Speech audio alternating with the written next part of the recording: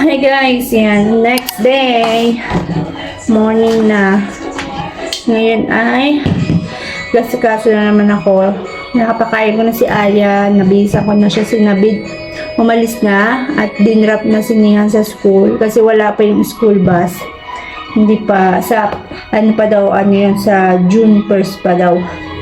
Maghahatid sundo yung school bus ni Nihan. Kaya hinahatid niya muna ngayon. Tapos pagdating na galing sa school ni Nihan, si Alia naman ang i-drop niya sa school. Ngayon, inaasikaso ko na yung babaonin ni Alia. Nag-pack na ako dito ng apple, snacks niya. Tapos dito yung idli. Tapos water. Dagdagan ko yung water niya.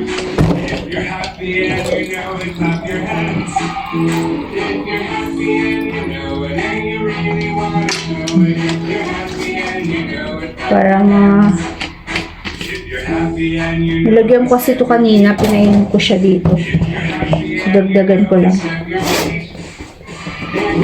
Wait lang natin si Nabi. Tapos, lagi ko palang nilalagyan ng bimpo yung kanyang baunan. Siyempre, alam nyo na, bata. Yan. Tayin ko lang sinabi na dumating. Tapos, tsaka ko siya hindi ko na siya pinainom ng gatas, guys. Kasi, kumain naman siya nung, champurado, may gatas na yun. Sobrang dami niya na ngayon. Naubos niya yung pinano ko na champurado. Yung isang ganito. Yung isang ganito, guys. Naubos niya. Mahilig siya dun eh. Paborito niya ang champurado ngayon. Champurado, sopa, pag ginagawa ko siya. Tapos ngayon, kailangan ko na maglaba.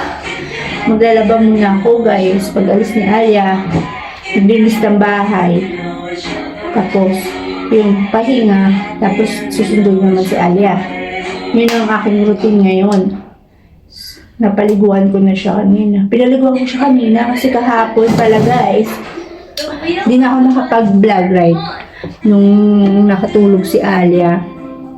Nung hapon. Tapos, nakatulog din ako. So, pagkagising namin, gabi na. Mag-4 na ng hapon. So, hindi ko na siya napaliguan kasi hapon na nga. Tapos, umiiyak siya kasi umalis yung ama, gusto sumama. So, nilabas ko siya, nag-road trip kami maghaba. Hanggang alas 6 ata kami nakauwi.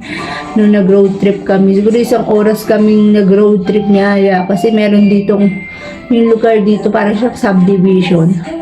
Doon, malawak yung pwedeng pag-scooteran. Iniikot ko siya doon ng iniikot. Kasi pwede naman eh. Tsaka malawak talaga doon nagpa-practice yung mga nagbabike, nag-i-scooter, nagmumotor. So doon kami pumunta at dinala ko siya. Malamig kasi doon, maraming mga puno.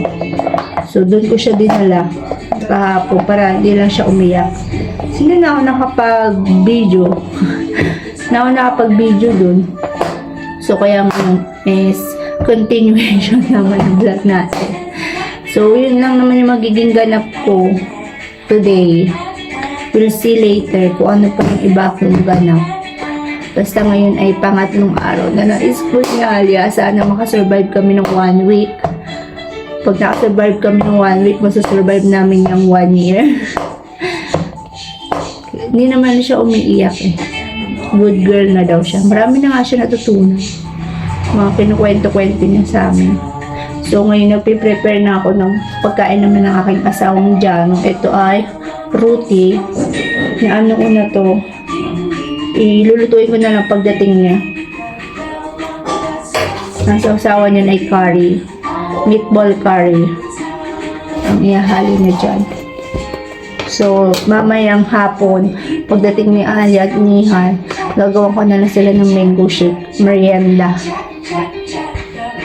So, yun lang muna guys. Later na lang ulit kung meron tayong mga ganapang kwento. Pasok na si Aliu. Baon nga. Aya, say bye-bye na ma. Bye. Ala, happy.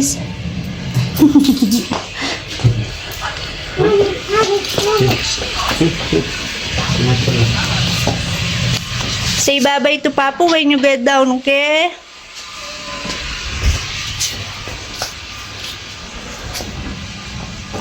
Don't cry, ha? Play, ha? Close, bye-bye. Not close.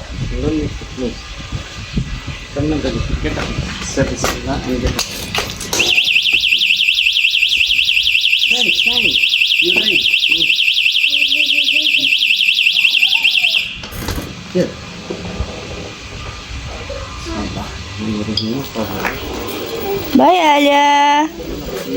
Lapis.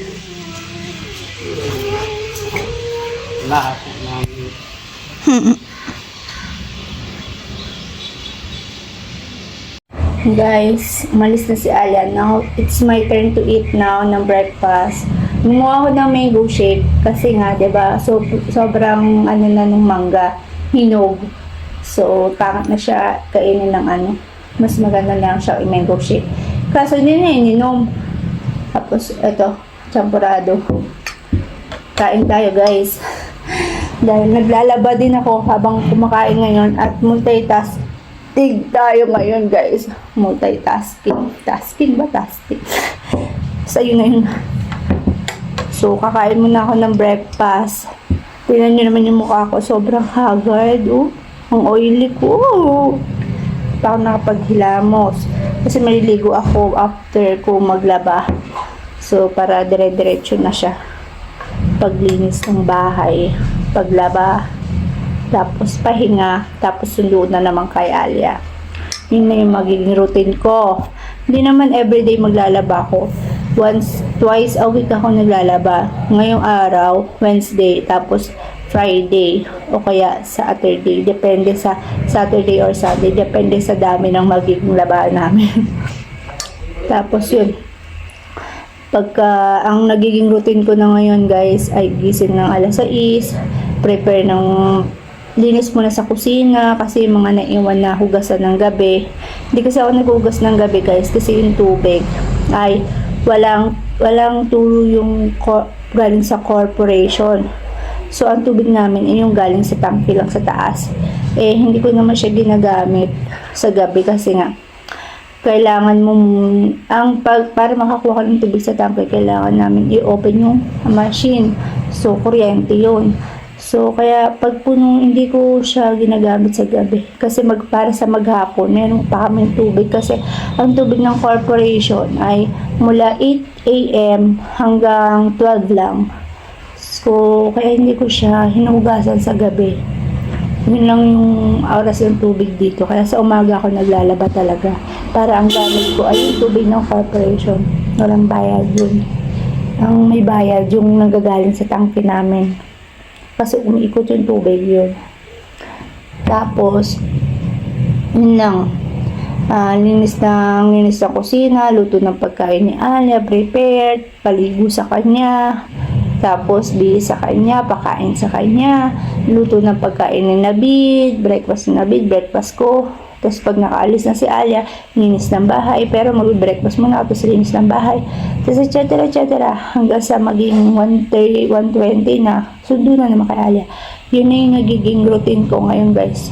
Tapos pagdating ni Alia, papakainin ko siya ulit ng konti, snacks or some rice, ganun. Tapos makakatulog na siya. Tulog na kami. Yun na yung magiging routine namin.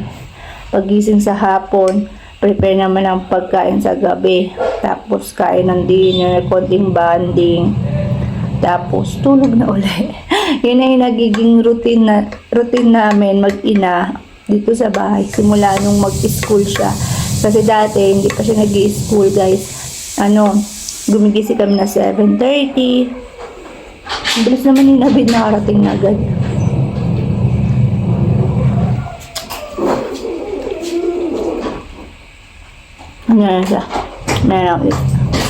Guys, habang nagsasampay ako at nag-aayos ako ng mga to, may napansin ako dito sa gilid. Ayan o. 2 kabayo, guys. No? Mukhang ano naman siya, guys. Ingay, ang ingay. Mukhang wala namang may-ari or hindi naman sa kanila. Mukhang naligaw lang dito. Kasi hindi naman siya nakatali. Wala siyang tali sa ulo. Or kahit na ano. Siguro ganyan. First time lang naman maligaw na kabayo dyan. Kanina wala naman yan dyan guys eh. Ganyan naman kasi yung mga kabayo dito guys. Sa India. Ano lang sila. Gala. Para silang kalabaw. Na baka. Palabaka. Gala. Ano, ang ganda ng buntot nyo. Oo, ang ganda ng ulo nyo. May puti oh. Highlight na puti oh. Tapos yung ito, hindi ko makita kasi isa eh. Nakaharang sa ano eh. Ganda ng ano niya. Parang alaga siya eh no. Tapos napunta lang dito. Ewan ko kung sino may-ari nun. Ang ganda. Ang ganda niya guys. Maka-amaze. Tamo, may highlight yung ano niya. Malit lang yun guys. Hindi siya ganun kalaki yung kabayo. Ang ganda niya, no? So, yun guys. Tapos na ako maglaba. Tapos na ako maglinis ng bahay namin. At yung asawa ko, tapos na magluto ng pagkain. Nagluto siya ng veg biryani. Tapos lumayas na naman siya. Ito na naman siya dun kasama yung kaibigan niya. At maghagilap na naman sila ng lupa na ibebenta. Tapos yun nga, ngayon, ang hinaharap ko naman ay ang editing na aking mga videos. Kasi, kailangan ko na mag-edit guys. At mapupuno na ang aking memory. Kaya kailangan ko na siyang i-edit tapos i-delete na yung ibang na-upload ko na. Para ma-update ko na din yung phone ko, kailangan ko na rin magbura ng mga picture. Ang hirap kasi guys mag-let go ng picture talaga sa totoo lang. Pero ang gusto ko kuhain yung ano, yung ang tawag doon yung USB ng asawa ko. Meron kasi kami USB dito na 64GB. Gusto ko yung kuhain. Tapos lahat ng mga pictures ko, videos ko na ayoko siyang i-delete, ayoko i-let go. Gusto ko doon ilagay lang. Mamaya hanapin ko yung USB na yun, tapos lalagay ko siya doon. Ililipat ko lahat talaga guys. Ang hirap kasi pag ganun, yung magde-delete kayo mga memories, lalo na yung memories ni Alia nung baby pa siya. Ang hirap nang i-let go. So yun lang. Yun nasabi ko lang naman. So mamaya na, nasabi ko lang yun. Tapos mamaya na tayo ulit pagka nakapag-edit na ako, tsaka pag nasundo ko na ulit si Alia. Yan, maliligo pa rin ako mamaya bago ko sunduin si Alia. Ano pala, 11:20. Ay, guys, hapon na, 5 na naman. At nakatulog kami ni Alia kanina. Pagdating niya, sinabit na kasi sumundo guys. Hindi ko na siya sinundo. Ngayon, umuulan na naman. Inaaraw-araw namin ng ulan. Naku, hindi na ako nakakalabas. Nakapark na naman to dyan kasi umuulan na naman sa labas. Tapos, alam nyo ba guys, pinakita niya sa akin pagdating na ni Alia kanina. Pinakita niya sa akin to. Show the baby. Ayan o, may star siya guys. See? Kita ba? Ayan, may star siya sa kamay. Sabi niya may star siya. Star. Tapos tinanong ko, sino naglagay niyan? Tapos tinutuloy niya doon sa school daw niya. Siguro yung teacher naglagay ng star. Natanong ko kung anong ginawa niya. Bakit siya binigyan ng star? Sabi niya, right. Baka nag-color sila. Kasi ang tawag niya sa color, right. Baka nag-color sila tapos binigyan siya ng star ni teacher. Tapos yung pagkain niya, nakain niya naman, pero yung apple hindi niya talaga kinain guys. Kasi hindi niya rin naubos yung idli niya, may natirang kaunti. Dalawa kasing malaki yun, dalawang malaking idli. Tapos konti na lang naman yung natira. Siguro kalahating idli lang yung natira. Ganyan. So nakakain siya ng isa at kalahating idli. Pagdating dito, pinakain ko ng pagkain. Tapos nag-watch lang siya ng sandali. Siguro mga wala pang isang 10 minutes siya nanonood. Tulog na naman siya.